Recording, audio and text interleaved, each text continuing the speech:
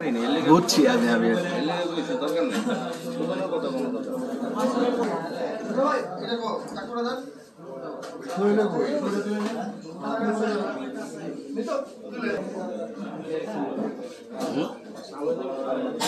উপস্থিতি আজকে আমাদের মাঝে এসে উপস্থিত হয়েছেন আমাদের ঢাকা সড়ক পরিবহন মালিক সমিতির নির্বাচিত সভাপতি জনাব আহমেদ বাতেল।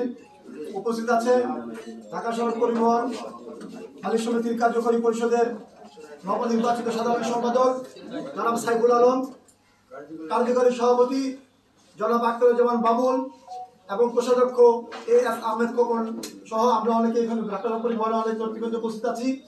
আপনারা আমাদের মাঝে এসে উপস্থিত আমাদেরকে ধন্যবাদ এবং অভিনন্দন করার জন্য আপনাদেরকে ধন্যবাদ জানাচ্ছি। আপনাদের উদ্দেশ্যে আজকে আমাদের পক্ষ থেকে আমাদের সাধারণ সম্পাদক আপনাদেরকে শুভেচ্ছামূলক কিছু বক্তব্য রাখবেন, তারপরে আমরা আমাদের কেক কাটবেন ইনশাআল্লাহ।